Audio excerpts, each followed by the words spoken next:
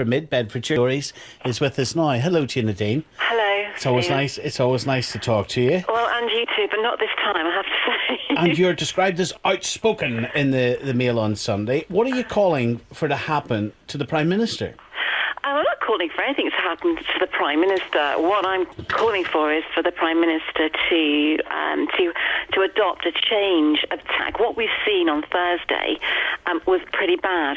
But a year from now, next May, we have bigger local elections. In fact, some of our county councils will be up for re-election. And unless we change dramatically what we're doing now, we could see even bigger losses at this time next year. And so basically what I'm saying is that, the MPs in the House of Commons will not sleepwalk towards the next general election like Labour MPs did and watch their seats disappear because of bad policy. So either we change what we're doing dramatically and look at what people are asking for and provide them with that, or I think what will happen is that Conservative MPs will start filing their letters of no confidence and will look for a change of leader. And in fact, I happen to know that this is already being discussed. What is being discussed? The fact that if David Cameron doesn't dramatically change policy and move away from the overt left-wing tack he's taking the party on, then people will become unhappy and will start filing their letters. Because we're very convinced, and a lot of MPs who are sat on majorities of just 2,000 and 3,000 in their constituencies are very convinced that policies such as Lord's reform and gay marriage and the budget that we've just had are doing nothing to guarantee that we go into the next general election with a majority. But the budget is one of the Prime Minister and obviously the Chancellor's key policies. And they've taken so much pain on it, Nadine, that it's unlikely that they're going to do a U-turn on it now. So if they do not move on that policy and the others you've mentioned, what are you saying you and others are going to do? Well, I'm not saying do a U-turn on the budget. It's too late for that. It's some of how one could not have understood that actually, the majority of people who go to Greggs and buy a pasty are, your white van man, people who are just, working people who just go and get a pasty for their lunch. And so we were actually saying, what, we're going to attack you. How that cannot have been understood, some of us have just no idea. But it's too late for that. The damage was done with that dreadful budget. It's been done. But what we're saying now is there are things that we know people are screaming out for. People on the streets who are becoming very disenchanted with politics, as we've seen by the turnout, they want tougher law and order. They want they want to be asked, do you want to be in Europe or not? They want a stable NHS, and we're hearing nothing about this.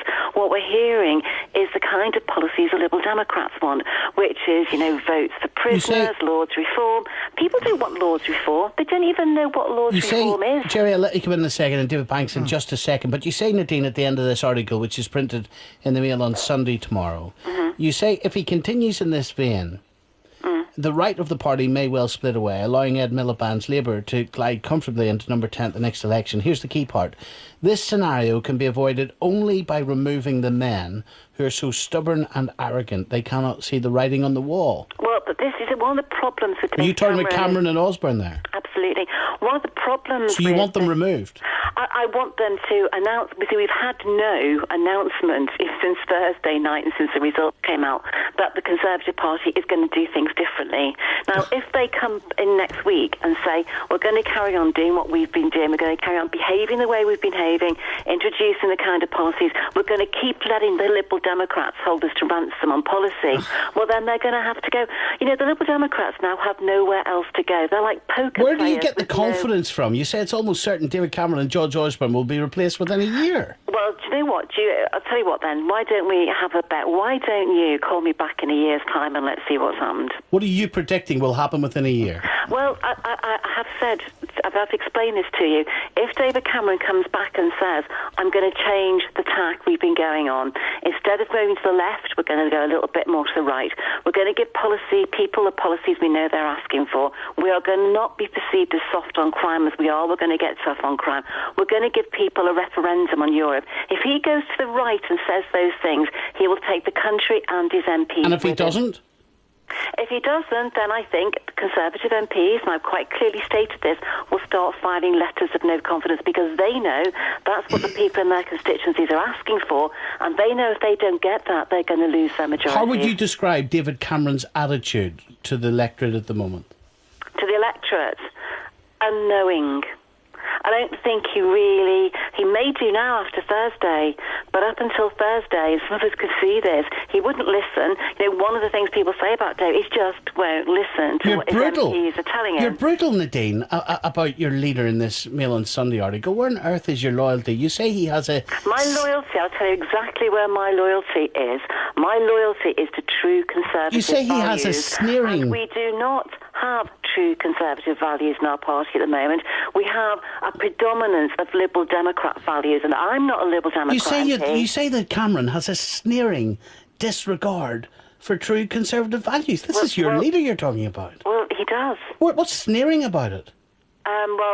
Also in the article, I go on to explain how with David Cameron's demeanour, how he regards people who disagree with him, how he spoke to Douglas Carswell in the chamber and told him he needed to get a sense of humour, how he spoke to myself when I challenged him on some of the policies. It is a sneering disregard for anybody who dares to stand up and oppose him and say, do you think we're not getting this quite right? That's leadership for you. That's a man who knows what he believes in. Well, Margaret Thatcher didn't behave like that. I have to say, neither did many other leaders of other parties. Macmillan never acted like that. In fact, what the country want to see in their leader, in their Prime Minister, is not someone who makes cheap jokes at Prime Minister's questions or sneers at people. They want to see a statesman with gravitas, with principle, who stands up for the values of the party that people voted for. Do you think Boris would be a better leader? I think Boris is going to make a great Mayor of London. Do you think he would make a great Prime Minister? I think that's what he might want, and I don't know really. Boris is, I haven't actually considered that. Boris is certainly has done a good job of espousing the type of policies that Londoners want to hear. And do you think, just for clarity, Nadine, do you think Boris is an arrogant posh boy? No. I think Boris is fantastic. What's not posh about Boris? Well, I've actually said in the article as well, I don't have anything against anybody who's posh. I'm a Liverpool council estate. As soon as I could afford to, and I'd made my own money myself, I sent my kids off to public school. I've got nothing against anyone that's posh. What I do have, though, is a problem with when arrogance is mixed with privilege and you throw bad manners into the mix. I think that's a pretty dangerous combination. Who are you talking about now? Obviously, David Cameron and George Osborne. They have mixed what? When you throw into the mix arrogance and privilege and bad manners, you get a pretty dangerous mix, I think. What's dangerous about Cameron and Osborne? Leading the Conservative Party towards defeat. Jerry Hayes? Well, I just find that all totally remarkable. The facts of the matter is... Which bit do you find remarkable? Just about everything, Nadine. Don't forget, I sat in Parliament all the way through the 1990s and watched people like yourself, you weren't there at the time, destroying the Tory party because people just don't vote for divided parties. And what you're wanting, David Cameron... What do you think happened on Thursday night then, Jerry? And why do you think we didn't win a general election in 2010? Why do you think that in the face of Gordon Brown and the worst Labour Party and a deficit and a country nearly bankrupt, we didn't actually win a majority? Nadine, you saw the polling stuff, and the reason Cameron didn't win outright was not because he was not right-wing enough. It's because he was perceived to be too right-wing. That's the whole point. You want to bring the party... Hang on. You want to bring the party back. That is true. That is the polling figures. Matthew Dancona wrote a wonderful piece on this. Well, look up YouGov, look at the statistics, and you'll see that's absolutely right. You are completely out of step with what the real Conservative Party wants, the real grassroots wants. They do not want, or they're not crying out for a referendum on Europe. How many surgeries do you hold a week then, Jerry? And how many people do you speak to? I see people all the time. I haven't been in Parliament for 14 years. Of course I do. I'm always popping into Westminster, always seeing people like everybody else. And you may mix with these sort of people, but you are totally out of step. Let's talk about the policies policies that she's talking about, Jerry, rather than becoming Stephen, really can I just personal. come back on some of that, please? Of course, yes. Jerry, I don't nip into Westminster to hear what people say, because that's just Westminster elite talking to Westminster elite. I think you probably don't talk to as many people as I do. I hold 2 surgeries a week, and I spend a lot of time knocking on doorsteps and speaking to people. I attend rallies and group meetings in my constituency. All right. But I'd rather spend spend the time tonight talking about the policies and the difference of opinion on policy. And the Dean's been very clear, Jerry Hayes, when she says that the gay marriage agenda that Cameron has. Lord's reform. The Lord's reform. I don't think Lord's reform's going to happen. It's doing Actually, the party in fact, no good. I wrote a piece not so long ago, totally agreeing with Nadine on Lord's reform. It is not going to happen. It's just one of those things. Gay marriage, I don't think people are particularly worried about. There's not much different from a simple partnership. We all believe in equality. People aren't worried about. There's a petition of 500,000 signatures being gathered in a month. But don't you believe in equality?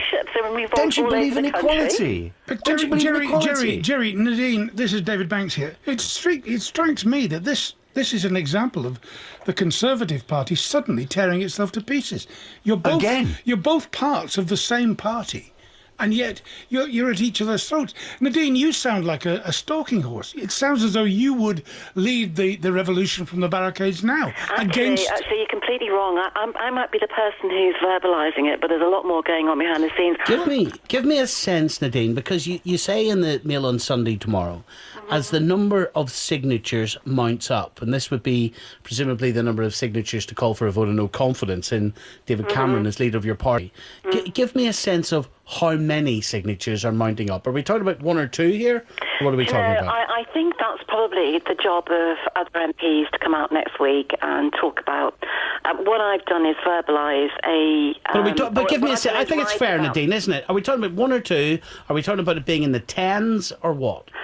Steve, in my article, I haven't said any numbers, and I haven't said whether any signatures are already in. Well, you don't know, that's why. I think I probably know slightly more than you do. I doubt it very much. For other MPs to come out and say next week, all I've done today is write an article. Have people approached you, Nadine? We have 3 years left. Have people approached you? Again, other that's MPs? not something I'm going to discuss. Oh, for heaven's sake. I mean, there are names that are in the sort of public domain. I mean, I listened to Peter Bone the other day, the Tory MP. Now, he was as strident as Nadine. I've heard stuff from Bernard Jenkins. These are all members of Bernard is quite loyal, Banksy, actually. Well, he would never sign a letter about that. And Gerald Howarth today. I mean, even Boris said today that he won despite David Cameron's endorsement. It's true. Nadine, Gerald true. Howarth is a Minister of State. Are you saying he's going to sign a letter against his Prime Minister? No, because that means he's going to have to resign tomorrow, doesn't it? Howarth came out today. Oh, Gerald Howarth. Gerald Howarth made a comment today on the television because David, I think, was just reading off a list of names of people who commented over the last 24 hours. Gerald Howarth, as a minister, is in that list of people, saying that his constituents are writing to him and saying to him and stopping him and saying, what on earth is going on? Why are we introducing gay marriage? Now, he's a minister who's a very loyal minister. It isn't just strident people, as you would describe, like myself, who, by the way, has spent my life working for the Conservative, for the last 17 years, working non-stop for the Conservative Party. It isn't just people like me who are on the right of the party. It's also people across the board. Gary Streeter is on the loyalist MPs. There are lots of people now who are commenting. Who, Nadine, would you replace David Cameron with? Well, again, that's not something I've laboured on. I'm not saying David Cameron should go now. What I'm saying is David Cameron. That's what you've said. Unless he does as you and your people say. Stephen, in very clear words, that David Cameron needs to change tack. But he's not going to. It's no good coming out next week and saying we're just going to carry on as we were after all these losses, heading towards bigger elections next year, and we're going to cruise into that in exactly the same way. We've got MPs who worked their seats, sometimes, some of them, people like Robert Halfon and Harlow, for 3 times before they won their seats. It isn't good enough to say we're going to carry on doing what we've been doing because it isn't working. We need to change policy and tack and listen to what people say. Even Nadine, if the policy were to change, if you listen to what you've said on this programme tonight, you have accused David Cameron of being a man who has mixed privilege, bad manners and arrogance. And arrogance. And he's dangerous.